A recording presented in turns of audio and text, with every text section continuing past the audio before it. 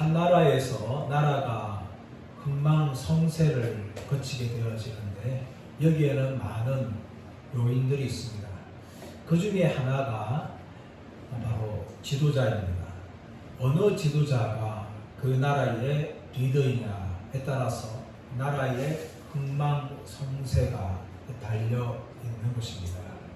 이스라엘 역사를 보십시오. 이스라엘 역사에서 가장 위대한 시기는 다윗과 솔로몬의 시기였습니다. 다윗은 이스라엘 역사의 전성기의 문을 열었고 솔로몬 때에 이스라엘 전성기의 꽃을 피웠습니다. 그러나 솔로몬 후기에 우상 숭배로 말미암아 나라는 점점 쇠퇴의 길을 걸어가게 되어집니다. 솔로몬 사후 나라는 두 개로 나눠지게 되어지고 점점 나라는 쇠퇴하게 되어지고 북이스라엘은 아수르에 멸망하고 남유다는 바벨론에 멸망하는 결과를 맞게 되어집니다. 이스라엘뿐만 아니라 전 세계의 역사도 마찬가지입니다. 한 나라에서 위대한 왕이 통치할 때에 그 나라는 전성기를 맞습니다. 그러나 그 전성기가 영원하지 않습니다. 다른 왕들을 통하여서 나라는 망하게 되어지는 겁니다. 나라는 그렇습니까? 기업도 마찬가지입니다. 또한 가정도 마찬가지입니다. 그리고 교회도 마찬가지입니다. 특별히 교회에서 지도자는 참 중요합니다. 그 성경은 디모데전서 3장 1절에서 7절 말씀에 대해서 감독의 직분에 대해서 어떤 사람을 감독으로 세워야 되는지 말하고 있고 또 8절에서 13절까지는 집사에 대해서 그렇게 설명을 합니다. 그뿐만 아니라 디도서 1장에 가서도 감독의 직분에 대해서 그렇게 말하고 있습니다. 왜 이렇게 성경은 감독이나 집사에 대해서 어떤 사람이 감독으로서 합당한가, 어떤 사람이 집사로서 합당한가를 말하고 있습니까? 그 이유는 바로 지도자가 중요하기 때문입니다. 사도 바울은 성경에서 말하고 있는 책망할 것이 없는 사람이었습니다. 디모데전서 3장과 디도서 1장에서 가장 중요한 직분의 요소가 무엇인가 하면 책망할 것이 없는 이라는 말입니다. 책망할 것이 없다는 것은 온전하다라는 것을 말하고 있는 거죠. 사도 바울은 다메섹 도상에서 예수님께 부름받은 이후로 그는 책망할 것이 없는 사도로서 사명을 감당하였습니다. 그런데 고린도 교회에 들어온 거짓 사도들은 사도 바울을 향하여서 온갖 비난과 공격을 하였습니다. 그래서 사도 바울은 고린도 후서를 기록한 것입니다. 고린도 후서는 다른 서신과 달리 자신의 사도권에 대해서 많은 것들로 변론하는 내용으로 이루어져 있습니다. 그리고 이 거짓 사도들의 이 공격과 비난에 대해서 일부 고린도 교회 성도들이 동조를 하였습니다. 그러므로 사도 바울은 이 고린도 후서를 통하여서 자신의 사도권을 변론하면서 자신이 어떻게 사역했는지에 대해서 말하고 있습니다. 왜 이렇게 사도 바울이 자신에 대해서 변론합니까? 그것은 자신의 유익을 위한 것이 아니었습니다. 사도 바울이 자신의 사도권을 변론한 이유는 자신이 증거한 복음이 회방받지 않게 하기 위함입니다. 자신의 사도권이 흔들리게 되어지면 자신이 증거한 이 하나님 나라의 복음이 오염될 수 있기 때문에 사도 바울은 자신의 사도권에 대해서 적극적으로 변론한 것입니다. 그리고 오늘 말씀에서 자신이 어떻게 사역했는지에 대해서 우리에게 증거하고 있습니다. 첫째로 사도 바울은 주님을 두려워하면서 사역을 하였습니다. 자, 11절 말씀 드렸습니다. 11절 시작. 우리는 주의 두려우심으로 알므로 사람들을 권면하거니와 우리가 하나님 앞에 알려졌으니 또 너희의 양심에도 알려지기를 바라노라. 우리는 주의 두려우심을 알므로. 사도 바울은 주님의 두려우심을 알았습니다. 이 두려움이라는 것은 단지 불신자들이 절대적인 신에 대해서 공포스럽게 생각하는 그런 두려움이 아닙니다. 이 두려움은 어디에 근거합니까? 우리가 지난주 말씀에 살펴보았던 10절 말씀 보시면 이는 우리가 다 반드시 그리스도의 심판대 앞에서 나타나게 되어 각각 선악간에 그 몸으로 행한 것을 따라받으려 합니다. 사도 바울이 가진 두려움은 자신이 사도 사역을 다 감당한 후에 언젠가는 주님의 심판대 앞에 서서 자신이 행한 모든 것들이 각각 선악간에 심판받을 때가 있다는 것을 알았기 때문입니다. 그래서 사도 바울은 주님의 심판을 두려워하면서 그가 사도의 사역을 감당하였고 고린도 교회 성도들을 섬겼던 것입니다. 이런 사도 바울이었기 때문에 무엇을 고백하고 있는가 하면 11절 중반에 말씀 보시면 사람들을 권면하거니와 우리가 하나님 앞에서 알려졌으니 또 너희의 양심에도 알려지기를 바라노라 하고 말합니다. 사도 바울은 고린도 교회의 성도들을 향하여 권면합니다. 이 권면하다는 것은 헬라 단어 페이도라는 단어, 이것은 납득시키다라는 의미입니다. 일부 성도들이 거짓 사도들의 이 공격과 비난에 동조하면서 사도 바울 등에서 색안경 쓰고 있을 때에 사도 바울은 그들을 향하여 끊임없이 납득시켰습니다. 그 이유가 무엇인가 하면 자신의 사역이 하나님 앞에 알려졌기 때문입니다. 왜냐하면 사도 바울은 다메섹 도상에서 부름받은 이후로부터 하나님 앞에서 충성스럽게 감당했기 때문에 하나님께서도 사도 바울의 사역을 알고 있다고 사도 바울은 자신 있게 말할 수가 있었습니다. 그리고 더 나아가서 11절 하반절 말씀 가보시면 또 너희의 양심에도 알려지기를 바라노라. 사도 바울은 고린도 교회에서 1년 6개월 동안에 걸쳐서 복음을 증거하고 교회를 세웠습니다. 그런 사도 바울의 사역이 있었기 때문에 고린도 교회도 사도 바울의 사역에 대해 잘 알고 있었어요. 그렇기 때문에 사도 바울은 무슨 말하고 있는가 하면 12절 말씀 보시면 우리가 다시 너희에게 자천하는 것이 아니요. 사도 바울은 스스로 이 고린도 교회를 향하여서 말할 필요가 없는 것입니다. 왜냐하면 1년 6개월 동안에 사도 바울이 사역하면서 많은 열매를 맺었기 때문이었습니다. 그런데 불구하고 거짓 사도들이 공격하였기 때문에 사도 바울은 자신 스스로 자신을 칭찬하거나 자신을 드러내는 것이 아니라 고린도 교회 성도들을 하여금 사도 바울을 위하여 변론하기를 원하였다는 것이죠. 자, 12절 하반절 말씀 가보시면 오직 우리로 말미암아 자랑할 기회를 너희에게 주어 마음으로 하지 않고 외모로 자랑하는 자들에게 대답하게 하여 한 것이라 라고 말합니다. 사도 바울은 스스로 자신을 변론하는 것이 아니라 오히려 자신의 열매를 잘 알고 있는 고린도 교회가 스스로 거짓 사도들을 향하여서 변론하기를 원하였다는 것이죠. 근데 그 거짓 사도들이 어떤 사람들이었습니까? 말씀 보시면 외모로 자랑한다. 마음으로 하지 않고 외모로 자랑하는 자들이었어요. 그들은 외모를 자랑했는데 무엇을 자랑하였습니까? 그들이 예루살렘 교회에서 가져왔다는 추천서를 자랑하였습니다. 사도 바울을 봐라! 우리와 같은 추천서 없지 않느냐 하면서 자신들의 외모를 자랑했습니다.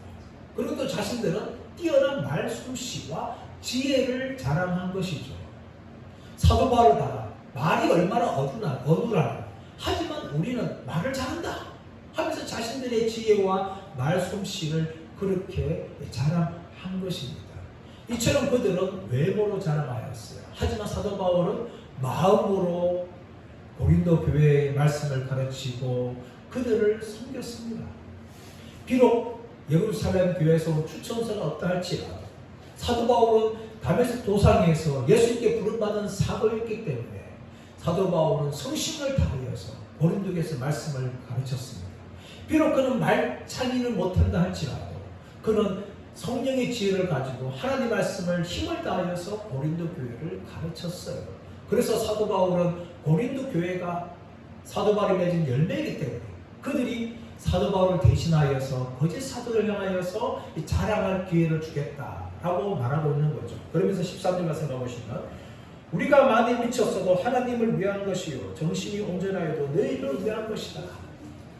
사도 바울은 이 거짓 사도로부터 사도가 미친 자다. 이 나는 공격을 받은 것으로 추측되어집니다. 왜냐하면 예수님께서도 복음을 전가하면서 마가복음 3장에서 친척들에게 네가 미쳤구나 라는 소리를 들었어요. 그뿐만 아니라 또 서기관과 바리새인들에게 예수님은 귀신의 왕을 힘입어서 귀신을 쫓아낸다 하는 모욕을 당하였습니다.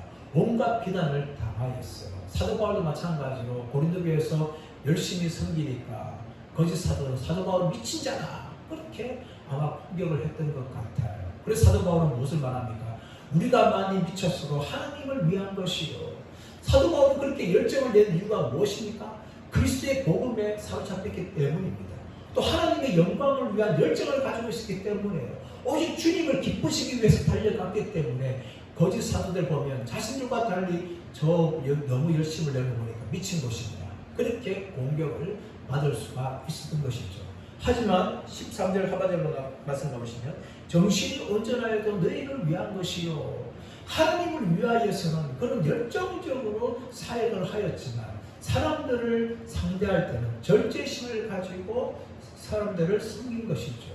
그렇게 사도 바울은 고린도 교회를 향하여서 그렇게 사도 바울은 자신이 섬겼다라고 말합니다. 이 모든 것은 바로 주님의 심판대 앞에 설 것을 기억하면서 하나님을 향한 열정을 가지고 고린도 교회를 섬겼고 내가 너희를 위하여서 이런 많은 열매를 맺은 것이다 라고 11절에서 13절을 말하고 있는 것입니다.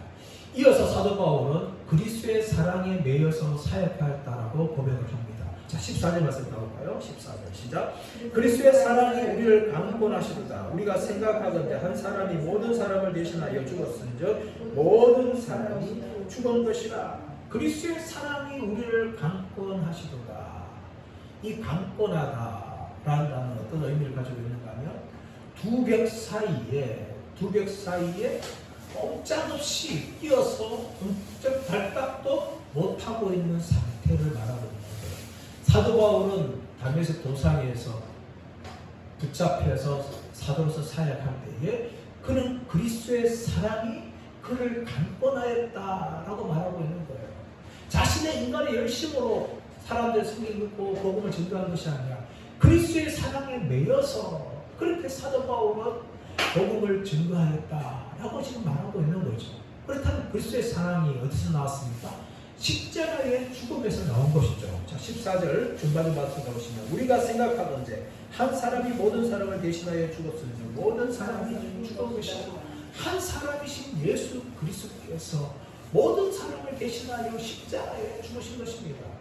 구약만 하더라도 사람들이 죄를 지을 때에 앞에 나와서 제사 드릴 때마다 짐승들을 한 마리씩 죽었어요. 근데 그 짐승들의 죽음은 인간들의 죄를 속죄하는 것이 아니었습니다.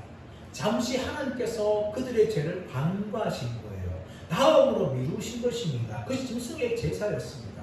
하지만 예수님의 죽음은 영원한 속죄를 이루시는 거예요. 단번에 한 번의 죽음을 통하여서 모든 사람의 죄를 위하여 예수님께서 십자가에서 죽으신 것입니다. 그것이 바로 예수님의 십자가의 죽음이었고 그 십자가의 죽음이 바로 예수님의 사랑과 하나님의 사랑이 나타나는 자리라는 것을 사도 바울이 증거하고 있는 것입니다. 자, 그렇다면 예수님께서 죽으신 모든 사람은 누구입니까? 이 모든 사람이 누구일까요? 성경은 모든 사람을 위해서 죽었다라고 말하고 있습니다. 자, 그렇다면 예수님께서 위해서 죽으신 모든 사람은 누구입니까? 그럼 이 모든 사람은 일반적으로 세상의 모든 사람들을 말하는 것이 아닙니다. 예수님께서 그 모든 사람들을 위해서 이 땅에 오신 것이 아니에요. 자기 백성을 위해서 이 땅에 오셨고 자기 백성을 위하여 십자가에서 죽으신 것입니다. 이것이 신학적으로 제한적 속죄라고 이야기합니다. 마태복음 1장 21절 말씀 보시면 예수님을 말하면서 뭡니까? 자기 백성을 저희 죄에서 구원을 잘하고 그렇게 설명을 하는 겁니다. 예수님께서는 온 세상의 구주이지만 그 온 세상의 구주라는 것은 바로 자기 백성을 위하여 십자가를 죽으신 하나님의 아들이라는 것을 성경은 분명히 우리에게 말씀하고 있는 것입니다. 물론 일반적으로 예수님은 온 세상의 주가 되십니다. 온 세상의 창조주가 되신 것이죠. 하나님께서도 모든 인간들의 하나님입니다. 그래서 일반적으로 말할 때에 모든 인간들은 하나님을 아버지라 부를 수가 있어요. 왜냐하면 하나님께서 창조주기 때문에 하나님께서 창조주기 때문에 모든 인간들을 다 지었어요. 그래서 하나님은요 모든 인간들의 하나님이세요. 하지만 그 하나님은 모든 인간들의 하나님이 아니라 자기 백성의 하나님이 되시죠. 마찬가지로 예수님께서는 온 세상의 구주세요.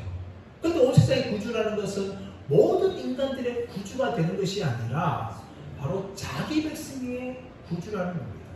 그래서 오늘 15절에서 설명하고 있는데, 자 15절 말씀 가보시면, 그가 모든 사람을 대신하여 죽으심은 살아있는 자들로 하여 다시는 그들 자신을 위하여 살지 않고 오직 그들을 대신하여 죽었다가 다시 살아나시는 이를 위하여 살게 하려 하시니라.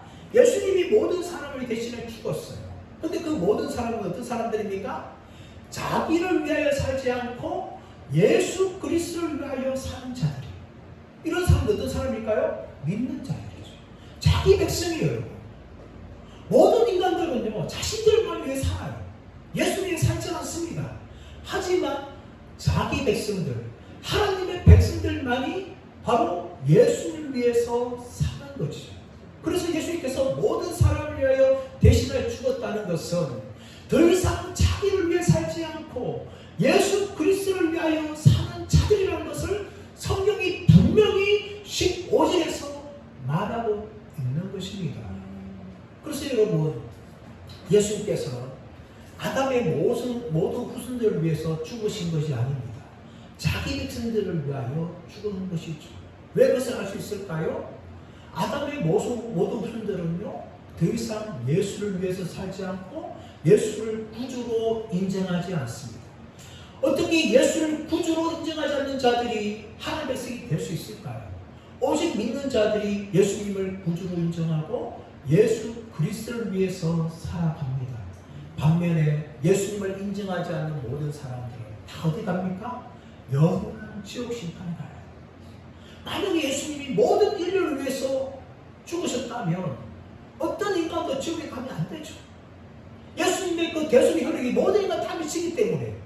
그럼 여러분, 왜 인간들이 지옥 갑니까? 왜 하나님 심판받습니까? 예수님을 구주로 인정하지 않고 믿지 않기 때문이에요. 그런 사람들이 어떻게 구원받을 수 있는 거예요? 그들은 모두 다 하나님의 심판의 대상이 되는 것이죠. 오직 예수님은 그들 위해서 다 죽으신 것이 아니라 바로 자기 백성을 위해서 죽었는데, 그 자기 백성은 더 이상 자신을 위해서 살지 않고 오직 예수 그리스도를 위해서 살아가는 자들이라는 것을 성경이 분명히 말씀하고 있습니다. 그러므로 사도 바울은 갈라디아서 2장 20절에서 내가 그리스도와 함께 십자가에 못 박혔나니 이제는 내가 사는 것이 아니요 오직 내 안에 그리스도께서 사신 것이라 라고 말씀하고 있는 겁니다. 그리고 사도행전 20장 24절에서 나의 달려갈 길과 주 예수께 받은 사명 곧 은혜의 복음을 증거하는 일을 마치라면 하면 나의 생명을 아끼지 않겠다 라고 말하고 있는 거예요. 여러분, 이것이 바로 구원받은 자들의 삶입니다. 구원받은 자들은 더 이상 자기를 위해서 살지 않아요. 왜냐하면 예수께서 그를 위해서 죽었기 때문에. 그래서 그 사람들은요 다 죽은 자들이에요. 그리고 예수님과 함께 부활하였어. 이제는 자신을 위해서 살지 않고 예수 그리스도를 위해서 살아가는 자들이 되는 겁니다. 그러므로 예수님께서는 이 땅에 있는 모든 인간들을 위해서 죽으신 것이 아니라 자기 백성을 위해서 죽으셨고 그 십자가의 효력은 바로 자기 백성들에게 미치는 것입니다. 예수님을 믿지 않고 예수를 위해서 예수 인정하지 않고 예수를 위해서 살지 않는 사람들은 이 모든 사람에 속하지 않는 거예요. 그래서 그들은요 영원한 하나님의 심판을 받게 되어지는 것입니다. 오직 하나님의 백성들만이 바로 예수님의 사랑의 은혜를 누리게 되는 거죠. 사도 바울은 자신에게 임한 이 하나님의 사랑, 그리스도의 사랑을 알고 있었어요. 과거에는 예수님을 향하여 대적하였고 하나님의 백성들을 핍박하였지만 그러나 예수님의 사랑이 그를 강권하여서 사도로 불러 죽게 되는 거예요.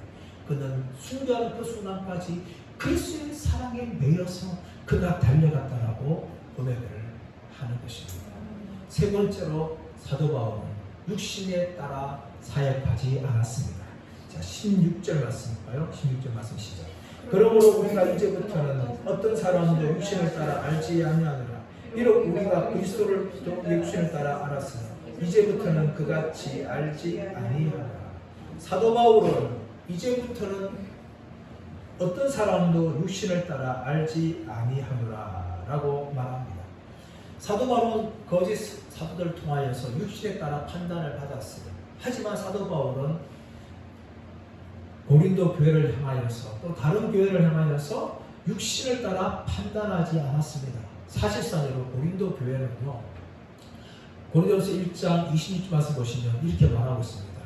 너희의 부르심을 보라. 너희 중에 지혜로운 자가 많지 아니하며 너희 중에 능력 있는 자가 많지 아니하며 너희 중에 문거리는 자가 많지 않다. 그렇게 말합니다. 이 말은 무슨 말입니까? 고린도 교회 성도들이 고린도 지역에 살고 있는 사람들보다 신분적으로 또 재산적으로 지혜적으로 많이 부족한 사람들이라는 거예요. 이 고린도 지역 어떤 지역입니까? 항구 도시이기 때문에 많은 돈을 벌었어요. 또 헬라 철학이 있었기 때문에 이 지혜로운 사람들이 굉장히 많았습니다. 근데 그런 사람들에 비해서 이 고린도 교회에 들어온 사람들은 지혜도 부족하고 능력도 부족하고 또 집안 자체도 부족한 사람이 참 많은 거예요. 그런데 사도 바울은 그런 사람들을 육신적인 기준을 따라 섬기지 아니했다라고 말합니다. 그 이유가 무엇입니까? 바로 다메섹 도상에서 예수님을 만났기 때문이에요. 과거에는 예수님조차도 육신의 기준을 따라 예수님을 판단했습니다. 예수님을 저 갈릴리 나사렛 시골 출신 떠돌이 랍비 정도, 또 거짓 메시아, 또 하나님의 반역자, 나사렛 이단의 교주, 이 정도로만 사도 바울은 판단하였어요. 모두가 다 자신의 눈으로 육신적으로만 판단한 것이죠. 그런데 여러분 다메섹 도상에서 예수님을 만난 후에 그는 완전히 바뀌게 되어집니다. 예수님에 대한 모든 생각들이 완전히 변화되어지는 거죠. 코페르니쿠스적인 인식의 전환이 사도 바울이 가운데 일어나는 것이에요. 그래서 사도 바울은 그 이후로 육신의 기준을 가지고 사람들을 판단하지 않았습니다. 그전에는 유대인이냐 이방인이냐, 할례를 받았느냐 할례를 받지 않았느냐, 율법을 잘 알고 순종하느냐 율법을 잘 모르고 무식쟁이냐, 이런 세상적인 기준, 외모적인 기준을 가지고 사람들을 판단하였습니다. 하지만 사도 바울은 더 이상 육신적인 기준으로 판단하지 않고 그 사람들을 새로운 눈으로 보게 되어지는데, 자 17절 말씀 가볼까요? 17절 시작.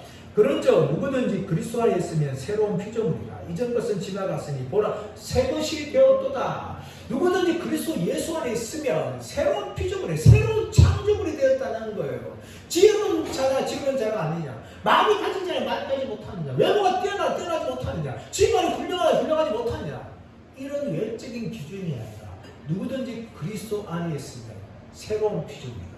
그리스도 안에 있다면서 무엇을 말합니까? 그리스도와 연합하는 거죠. 요한복음 15장 5절 말씀 보시면 나는 포도나무를 너희 가지라. 저가 내 안에 내가 저 안에 있으면 이 사람 많은 열매를 맺는다. 예수님 안에 거하는 거, 예수님과 연합하는 그런 사람이 어떤 사람 된다고요? 새로운 피조물이 된다는 거예요. 이 새롭다는 것은요, 어떤 의미인가 하면 질적으로 완전히 새로운 것, 시각적으로 새로운 것이 아니라 질적으로 완전히 새로운 것을 말하고 있는 것입니다. 그리스도 안에 있으면 새로운 피조물의 창조물이, 하나님께서 창세기 1장에서 천지를 창조하였듯이 예수 그리스도 안에서 하나님께서 새로운 창조물로 만드셨다는 것을 사도 바울이 말하고 있는 것입니다. 그래서 뭡니까? 이전 것은 지나갔으니 보라 새 것이 되었도다. 이전 것은 지나갔다는 거예요. 이전 것은 지나갔다. 이전 것은 무엇을 말하고 있습니까? 과거 예수님을 믿기 전에 가지고 있던 세상적인 가치관과 세상적인 목표와 세상을 살아가는 지혜, 이 모든 것이 다 이전 것이에요. 그러나 예수 믿게 되어지면요, 세상의 가치관이 아니라 하나님 나라의 가치관으로 살게 되어지고, 세상의 지혜가 아니라 하나님의 말씀으로 살게 되어지고, 세상의 성공의 목표가 아니라 하나님 나라가 목표가 되는 그런 새로운 삶을 살게 되어지는 거예요. 그것이 바로 새로운 피조물 가운데 일어난 놀라운 변화입니다. 사도 바울은 이전에 고린도교를 바라보면서 무슨 말을 하였습니까? 너희 중에 너희의 부르심을 봐라. 너희 중에 지혜로운 자가 어디 있느냐? 너희 중에 능력 있는 자가 어디 있느냐? 너희 중에 문벌이 있는 자가 어디 있느냐? 하지만 너희가 그리스도 예수 안에서 새로운 피조물이 되었다 라고 선언을 하는 것입니다. 이것이 바로 사도 바울의 사역이었습니다. 사람 여러분, 누구든지 그리스도 안에 있으면 새로운 피조물이 되는 것을 믿으시길 바랍니다. 과거의 우리의 모습이 어떤 형편이든 간에 우리는 새로운 피조물이 되었어요. 그래서 더 이상 우리는요, 과거에 연연하거나 과거를 돌아보아서는 안 됩니다. 새로운 피조물로서 계속해서 우리를 만들어져 가야 되는 거예요. 성령이 우리 안에 계시기 때문에, 우리 안에 역사하시기 때문에 우리는 점점 새로운 피조물로 하나님께서 우리를 만들어 가십니다. 우리는 소망하면서 그것을 바라봐야 돼요. 지금의 형편과 과거의 형편이 중요한 것이 아니라 하나님 우리 가운데 새로운 일을 행하시고 새로운 피조물로 끊임없이 만들어 가시는 것을 우리가 바라봐야 될 줄 믿습니다. 또한 지금도 우리가 주님을 섬깁니다. 우리는 더 이상 우리 자신을 위해서 살지 않고 예수님을 위해서 살아간 자로 우리는 부름을 받았습니다. 그리고 점점 우리는 더 훌륭한 사람으로, 하나님께 합당한 사람으로 하나님께서 만들어 가실 것을 기대하시기를 바랍니다. 지금 우리 형편은 참 많은 부족한 점이 있습니다. 그러나 그리스도 예수 앞에 서게 될 때에 사도 바울이 말했던 것처럼 온전한 사람으로, 책망할 것이 없는 사람으로, 새로운 피조물로 우리를 그분 앞에 세우실 것을 바라보면서 하루하루 믿음의 길을 걸어가시는 저와 여러분 모두가 되시기를 예수의 이름으로 축원합니다.